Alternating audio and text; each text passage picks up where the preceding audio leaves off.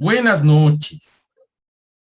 Seguimos con la siguiente sesión de la materia de Desarrollo Software 2.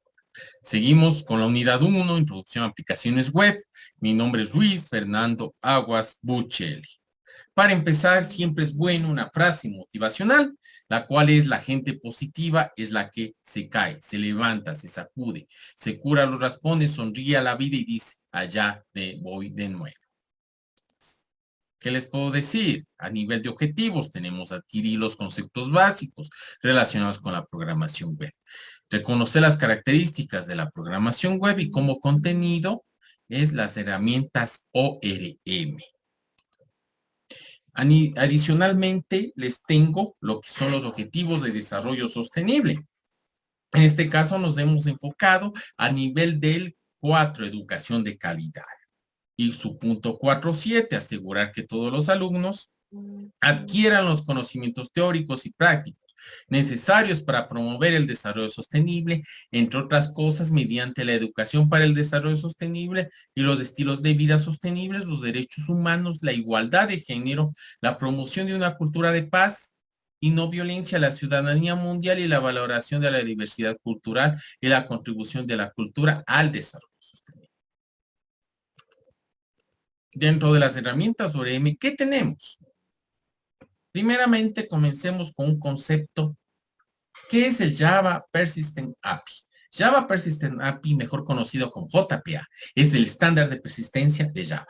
JPA implementa conceptos de frameworks ORM, Object Relational Mapping, como tenemos aquí la base de datos, el objeto de mapeo, código Java, tenemos la entidad relación, tenemos también el diagrama de clases y se da entre un mapeo y la generación. ORM, al utilizar únicamente el JDBC, tenemos el problema de crear demasiado código para ejecutar una simple consulta. Por lo tanto, para simplificar el proceso de interacción con una base de datos, se ha utilizado desde hace varios años el concepto de frameworks ORM, tales como Hibernate. Características de un JPA. Persistencia utilizando POJOS, no intrusivo, consulta utilizando objetos Java, configuración simplificada, integración y testing.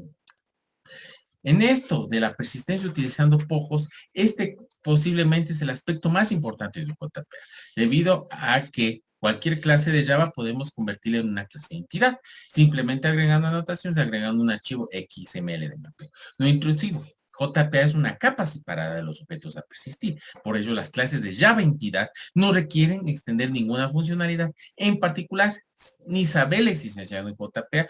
Por ello, eso no es intrusivo. Consultas utilizando objetos Java. JPA permite ejecutar queries expresados en términos de objetos de Java y sus relaciones sin necesidad de utilizar el lenguaje SQL. Los queries son traducidos por el API de JPA en el código SQL equivalente. Miren cómo tenemos aquí la arquitectura empresarial con JPA. Tenemos JSF, Java Server Face, Enterprise Java Beans, J Persistent API, que tenemos vista modelo controlador, conexión DAO, presentación, capa de negocio, capa de datos, arquitectura multicapas. La arquitectura JPA en la figura, podemos observar el rol de JPA en la arquitectura Java empresarial. Esta tecnología aplica directamente la capa de datos, la cual se encarga de las tareas como recuperación de información a través de consultas, manejo de información de objetos en las tablas, insert de delete, manejo de una unidad de persistencia, persistent unit, para la creación de instrucción de conexiones de base de datos. Manejo de transacciones, respetando el esquema de propagación definido en la capa de negocio en los Enterprise Java Beans de sesión. Portabilidad hacia otras bases de datos con impacto menor, así como bajo acoplamiento con otras capas empresariales, entre varias tareas más.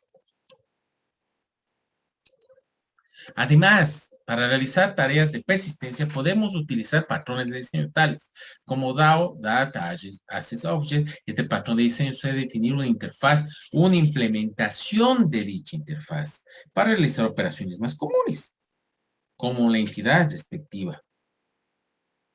Adicionalmente, Por ejemplo, tenemos la entidad persona, que generaremos con la interfaz DAO persona, y agregaremos los métodos agregar persona, modificar persona, eliminar persona, find all personas, también DTO, Data Transfer Object. Este patrón de diseño permite una clase, en ocasiones es muy similar a la clase entidad, ya que contiene los mismos atributos, pero con el objetivo de transmitirla a las siguientes capas, incluso hasta la capa web. Por ello se conoce como objetos de valor, objetos de transferencia. El éxito de dividir esto es para un mantenimiento, para una conexión más efectiva, ¿sí? Porque al tener dividido es mucho más sencillo una transición o una migración.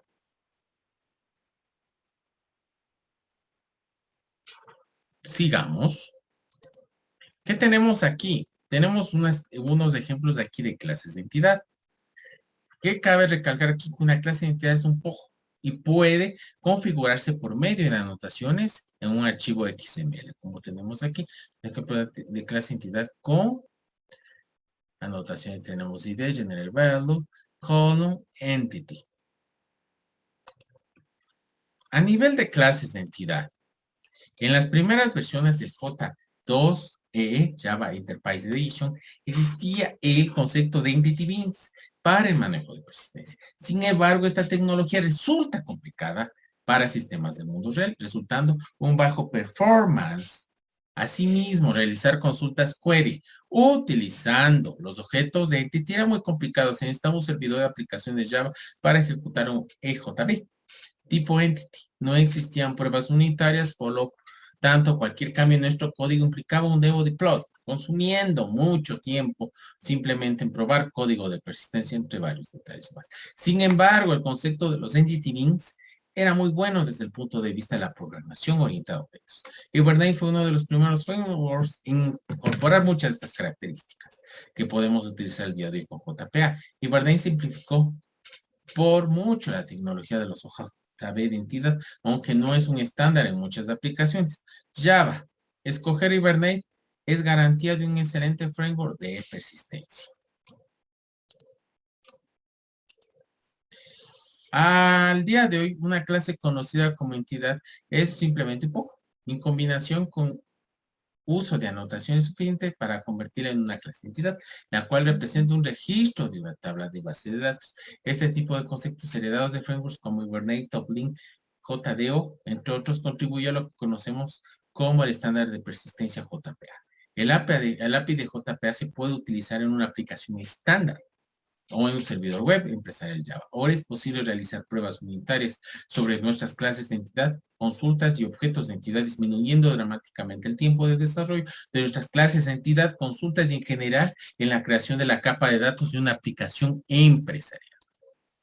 Miren, aquí tenemos un ejemplo de lo que está la persistencia, el Entity Management Factory, persistencia Unity, Persistence Concept, Entity Manager. El Entity Manager en la figura podemos observar el API JPA, en la cual tiene como elemento principal el Entity Manager, siendo este una interfaz. Una implementación de esta interfaz es que realmente ejecuta el trabajo de la persistencia. Sincronización con la base de datos, transaccionalidad, validación de mapeo, conversión de código Java a SQL, entre muchas otras tareas. Por lo tanto, una clase Entity, desde el punto de vista descrito anteriormente, es tan solo una clase Java normal, la cual al vincularse con Entity Manager se persiste en la base de datos. El objeto Entity Manager se obtiene de una fábrica de objetos conocida como Entity Manager Factory. Y este objeto se asocia con un proveedor JPA, pudiendo haber seleccionado entre varios proveedores según la implementación de JPA escogida, Hibernate Eclipse Link, OpenJPA, etc. El objeto Persistent Unit se encarga de realizar la configuración del proveedor seleccionado por medio de un archivo XML. Además de definir otros elementos tales como la forma de comunicarse, la base de datos, las clases de entidad en la aplicación, si se va a utilizar un JTA para el manejo transaccional entre varias características más. A su vez, el conjunto de objetos entity administrados con JPA en un tiempo específico de la aplicación se conoce como persistent context. De esta manera, el JPA se asegura para que no existan objetos de entidad duplicados en memoria. Un ejemplo de utilizar el API JPA para persistir un objeto de entidad se muestra a continuación. Tenemos Entity Manager Factory, Entity Manager, persona igual a persona, en sí, mm.persist de la persona. Aquí también tenemos un ejemplo de cómo configurar una unidad de persistencia. Y cabe recalcar aquí en donde dice property, tenemos el name de la persistencia .jdc driver, también tenemos Apache Derby, la persistencia en el name.url, el Derby con el puerto, el user y el password. Como tal. En la unidad de persistencia, cabe recalcar que para realizar la configuración se deben hacer en el archivo .xml, en el persistent.xml. El nombre del elemento persistent unit indica el nombre de la unidad de la persistencia. Y es muy importante recordarlo, ya que el nombre que utilizaremos en nuestro código Java será el Entity Manager Factory. El atributo de transacción type especifica el tipo de transaccionalidad que se utilizará, pudiendo ser JTA como proveedor. Se pueden especificar también las clases de la entidad del sistema, pudiendo definir varias clases si la aplicación se despliega en un servidor Java. No es necesario declarar estas clases, sin embargo, para aplicaciones Java Standard Edition es necesario especificar las clases de entidad del sistema. La sección de propiedades especifica características del proveedor a utilizar, así como los datos de la conexión a la base. Al momento de paquetar una aplicación Java, Persistent se debe ubicar en la carpeta meta in /persistent.xml del archivo Java. Miren, aquí tenemos un ejemplo de la unidad de persistencia. Como ven aquí, persistent context, unit name, persona service, tenemos el entity manager y tenemos encontrar persona, agregar persona, modificar persona. Todo tenemos relacionado al entity manager de la persistencia. También todo lo que es también el eliminar persona. Solo se incluye la persistencia en los métodos. ¿Qué más tenemos? La unidad de persistencia. A nivel de esto, la inserción para persistir en una unidad se utiliza el método persist de la Entity Manager. Con el método podemos generar un registro en la base de datos. Este registro no será guardado hasta no haber concluido la transacción con un commit. Recordemos que los métodos de una sesión bin son transaccionadas por default. Esto implica que al terminar de ejecutar el método agregar persona y al ejecutarse en un contenedor empresarial, en automático se realizará el commit. En lecciones posteriores revisaremos este tema de transacciones dentro y fuera del servidor de aplicaciones. La búsqueda, una vez teniendo esta parte del objeto persistido, podemos recuperar la información del registro de la base utilizando el método find del objeto Entity Manager. Y basta con especificar el tipo de clase y de ID y la llave primaria que estamos buscando. La modificación cambia poco a poco, debido a que el JPA necesita primero saber con qué entidad está trabajando. Por ello necesitamos recuperar el objeto de identidad. Una vez recuperado, realizamos las modificaciones necesarias y si el objeto se encuentra en una transacción activa, JPA revisará automático.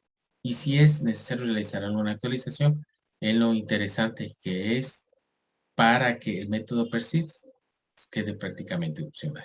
La eliminación similar a la modificación, primero se debe recuperar la entidad con el método find y una vez la memoria llamamos el método remove. Gracias. Por favor, les digo que no se olviden, o les recuerdo también que no se olviden de revisar las actividades. Conforme vamos avanzando, como pueden ver, hay conceptos que se han mezclado tanto de base de datos como de programación, en este caso usando Java. Muchas gracias.